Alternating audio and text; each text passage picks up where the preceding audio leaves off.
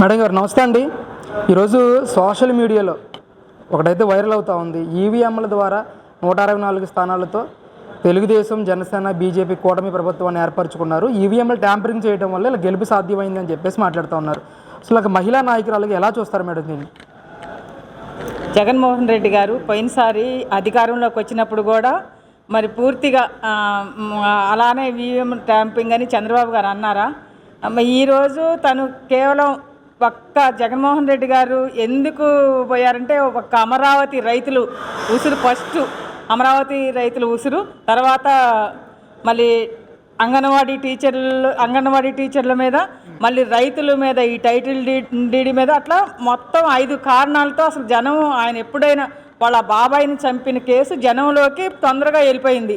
అంటే మళ్ళీ అధికారంలోకి వస్తే జగన్మోహన్ రెడ్డి మనకి పథకాలు ఇచ్చారు, నేను ఎందుకు వేయలేదు ఓట్లు అని చెబుతున్నారు.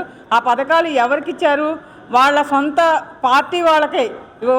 కనీసం వ్యవసాయదారులకు బోర్లు వేపించారు. ఆ బోర్లు కూడా ఓన్లీ వాళ్ళ పార్టీ కార్యకర్తలకే. జనంలోకి మనం ఎవరు చెప్పడం కాదండి, జనంలోకి మొత్తం పూర్తిగా ఇప్పుడు అదే మా ఎన్డీఏ కూటమి మీద, పవన్ కళ్యాణ్ గారి మీద విమర్శలు చేయటం కానివ్వండి, మరి మామూలుగా చంద్రబాబు నాయుడు గారి మీద అరెస్ట్ చేయటం అనేది అసలు ముఖ్య కారణం ఏంటంటే చంద్రబాబు నాయుడు గారిని అరెస్ట్ చేయటం, మరి అమరావతి రైతుల్ని అట్లా ఈడ్చుకుంటూ కొట్టిపోవటం. ఎందుకంటే రైతులు అనేవాళ్ళు మనకి దేశానికి వెన్నుముక లాంటి వాళ్ళండి. వాళ్ళ రైతులు ఉసురు ఎమ్మటే మళ్ళీ జగన్మోహన్ రెడ్డి గారికి తగిలింది.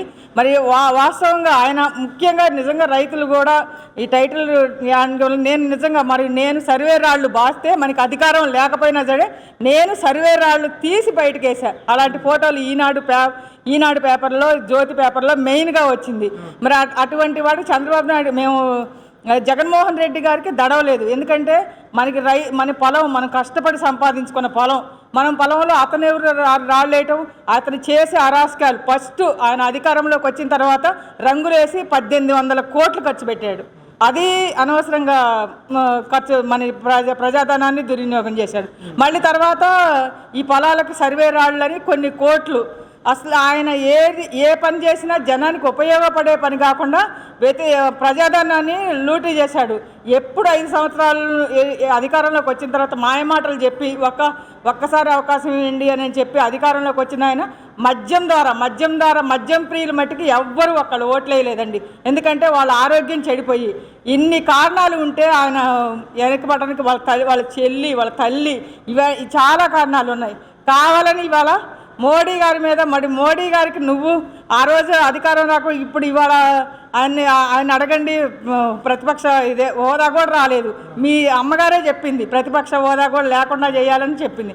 అదే పరిస్థితి ఇవాళ జగన్మోహన్ రెడ్డి గారికి వచ్చింది.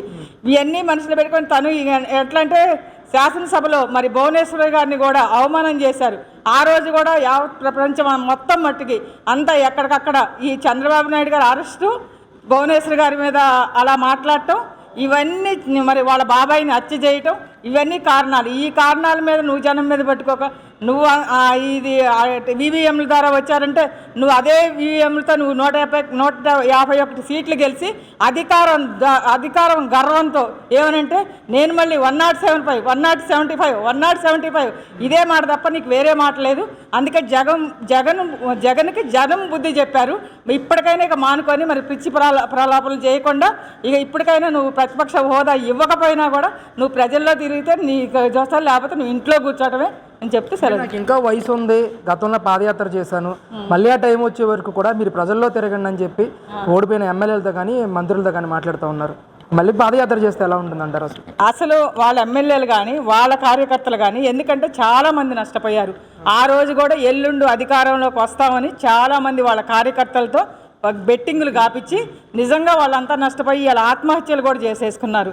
మరి నీకు తెలుసు, నువ్వు అధికారంలో రావని తెలుసు. నీ పార్టీ వాళ్ళని ఇప్పుడు అసలు ఒక్కళ్ళు కూడా బయటికి రారు. కనీసం ఏదన్నా అలా అని చంద్రబాబు నాయుడు గారు ఏదన్నా మంచి పని చేయకుండా ఉంటేనే కదా వాళ్ళు బయటికి రాకుండా ఉండటానికి. వాళ్ళకి ఏ రకంగా బయటకు వస్తారు? అసలు నీ ఎమ్మటి తిరిగే కార్యకర్తలు లేరు, నీ పార్టీ మూసేసుకోవాల్సిందే అంతే. మరి ఎలక్షన్ ఇప్పుడు అసెంబ్లీ కూడా జరగబోతోంది 24, 25, 26 తారీఖుల్లో. ఎలా ఉంటుందంటారు అసలు ఎలక్షన్? నాకైతే అసలు అసెంబ్లీకి వస్తాడనే ఉద్దేశం లేదు. ఎందుకంటే ఆయన ఏ మొహం పెట్టుకో అదే అయ్యన్న పాత్రుడు గారిని మరి అచ్చెన్నాయుడు గారిని అందరినీ జైలు పాలు చేసి ఈ కొల్లు రవీంద్ర గారిని అట్లాంటి బీసీ నాయకులు కానీ ఏ నాయకులను నిన్ను వదిలిపెట్టలేదు. ఎందుకంటే తప్పు చేయకపోయినా నువ్వైతే 2 లక్షల కోట్లు అవినీతి చేసి నువ్వు ఒక రారాజుగా ఎలుగుకుంటే చంద్రబాబు నాయుడు గారిని అరెస్ట్ చేయటం, మరి వీరి మంత్రులందరినీ అరెస్ట్ చేసి నువ్వు ఏ రకంగా నువ్వు అసెంబ్లీకి వస్తావు? ఏ మొహం పెట్టుకొని అసెంబ్లీకి రాడు. ఇక అసలు ఆయన ఇవన్నీ చెప్పడం అతను తిరగడు. ప్రతిపక్ష హోదా కూడా లేదు ఆయనకి. నాకు తెలిసినంత వరకు అయితే అసలు వైఎస్ఆర్ పార్టీ మూసుకోవటమే.